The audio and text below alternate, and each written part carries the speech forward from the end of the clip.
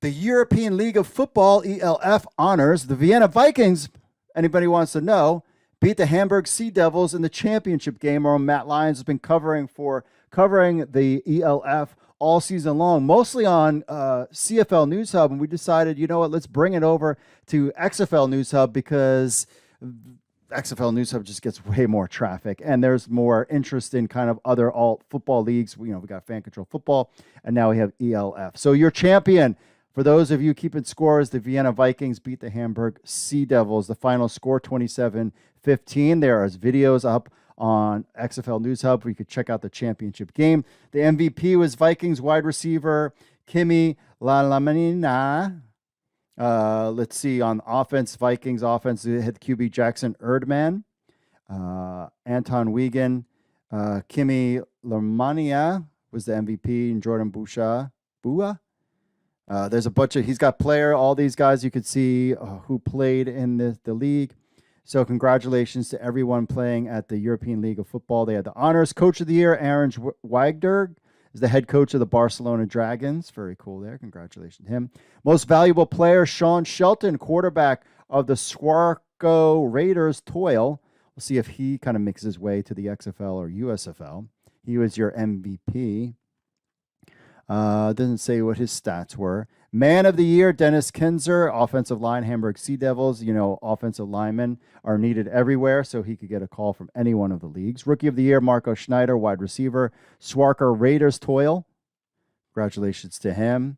Offensive Rookie of the Year, Anton Jolly, wide receiver, Leipzig Kings. Defensive Rookie of the Year, Alta Siki, cornerback, Istanbul Rams. Cool. Offensive Player of the Year, Kyle Sweet, wide receiver, Barcelona Dragons. Defensive Player, Kyle Kitchens, defensive end, Berlin Thunder. Very cool. Special of the Year, Eric Schramm, kicker, punter, Hamburg Sea Devils. Again, we'll see if these guys get a call up. Assistant Coach of the Year, Kyle Callahan, offensive coordinator, Swarco Raiders Toil.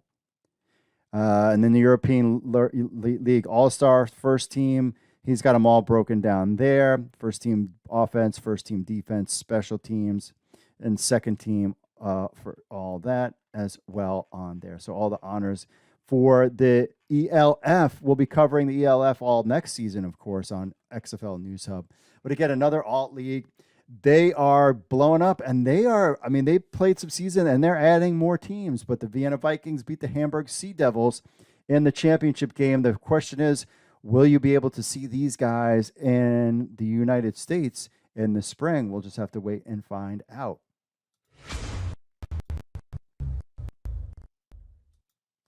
With teams in the United States wondering what they're going to do, is the USFL going to expand? Are they trying to go to a second hub season? Well, the European League of Football just keeps growing. They're expanding to Paris and Prague for the 2023 season. This is from our Matt Lyons. So on Friday, the European League of Football announced that 2 more teams will join the league in 2023, increasing the total number of teams from 12, that's right, 12 in 2022 to 18 in 2023. Where are these guys getting the money, yo? That's crazy. The newly announced teams include the Prague Lions from Czech Republic and the team currently known as the Paris football team in France. That's right. They're going from 12 to 18 teams. This is nuts. Prague and Paris joined 4 other ELF expansion teams for 2023, including the Munich Ravens from Germany, the Milano Seamen from Italy, the Fribourg Earthenrones from Hungary, and the Helvig Guards from Zurich, Switzerland. Damn. ELF Commissioner Patrick Isumi commented on the move, stating, quote, "We have emphasized from the outset that we see ourselves as a European league and have worked hard to back up words with actions after Germany, Spain, and Poland, Austria, and Turkey joined in the second year. In the third year, Italy, Switzerland, Hungary, France, and Czech Republic will join. We had actually planned for 16 teams, but the interest in joining the European League of Football is huge, so we're forging it," close quote. They are expanding big.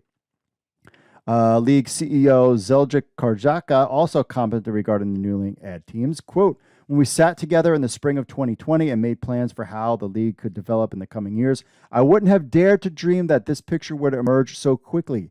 This sport is also inspiring more and more people in Europe, and the European League of Football is fueling the growing interest. With Paris, Prague, Milan, Zurich, or Munich, we are adding metropolises that make our product even more attractive. Gosh, I would love to know the funding behind this. I would love to know so much more. But the ELF expanding from 12 teams in 2022 to 18 in 2023.